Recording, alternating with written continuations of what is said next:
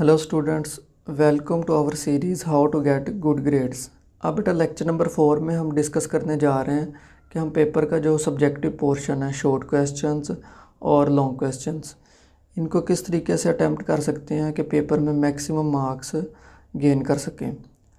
अब बेटा short question और लॉन्ग क्वेश्चन को अच्छी तरह से अटैम्प्ट करने के लिए हमें प्रेजेंटेशन की कुछ कॉमन स्किल्स का पता होना चाहिए जो दोनों में यूज़ होंगी, शॉर्ट क्वेश्चंस में भी हेल्पफुल में और लॉन्ग क्वेश्चंस में भी।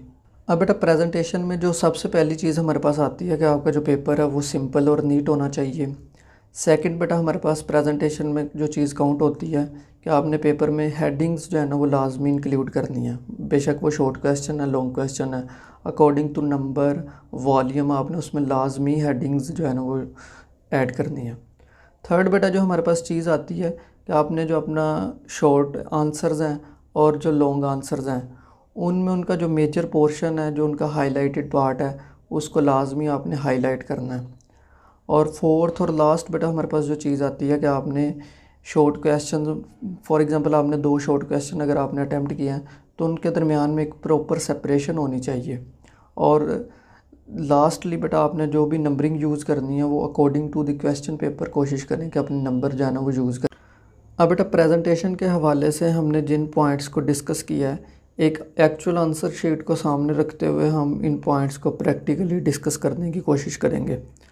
अब बेटा सबसे जो पहली चीज़ है कि हमारी जो आंसर शीट है वो बिल्कुल सिंपल और साफ़ सुथरी होनी चाहिए, मतलब इसमें किसी भी तरह की कटिंग या ओवर राइटिंग का आपने यूज़ बिल्कुल नहीं करना। सेकेंड जो हमारे पास चीज़ आती है दैट वाज हेडिंग्स। तो बेटा इस तरह से आपने अपने जो शॉर्ट क्वेश्चन और लॉन्ग क्वेश्चन हैं उनमें प्रॉपर हेडिंग्स का यूज़ करना है। अब बेटा हेडिंग्स जो है वो ऐड करने की 2 बेसिक रीज़न्स होती हैं।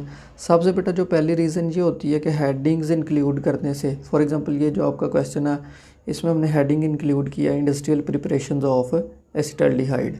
अब बेटा इस तरह से आपका जो एग्जामिनर है, जो चेकर है, उसे क्वेश्चन पेपर के अंदर जाके इसको चेक नहीं करना पड़ेगा कि आपने जो है वो किस क्वेश्चन को आंसर किया है। जस्ट आपकी हेडिंग से वो ख़ुद अंदाज़ा लगा लेगा कि इसने जो है वो फ़लाँ क्वेश्चन को अटैम्प्ट किया है। सेकंड बेटा हमारे पास जो हेडिंग का जो ऐड करने की बेसिक वजह है वो ये है कि जब आप हेडिंग्स का यूज़ करते हैं तो एग्ज़ामिनर के लिए मार्क्स की डिवीज़न जो है वो हमारे लिए ईजी हो जाती है।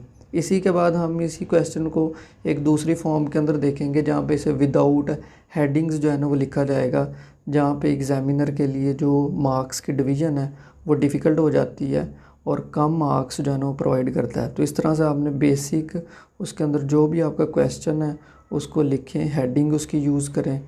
और थर्ड बेटा हमारे पास जो चीज़ थी वो थी हाइलाइट्स। तो बेटा इस तरह से आपने अपना जो क्वेश्चन है उसका जो क्रक्स है, जैसे यहाँ पे हमने इथाइलिन, ये कैटालिस्ट, इसका रिएक्शन, इसको मार्कर के साथ एक हाईलाइटेड फॉर्म के अंदर प्रेजेंट किया।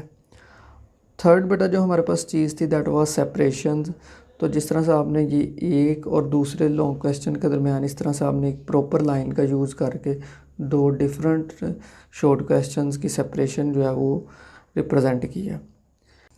सेकेंडली स्टूडेंट्स, हम एक ऐसी आंसर शीट को डिस्कस कर रहे हैं कि जिसमें प्रेजेंटेशन के इन पॉइंट्स को बिल्कुल ख्याल नहीं रखा गया।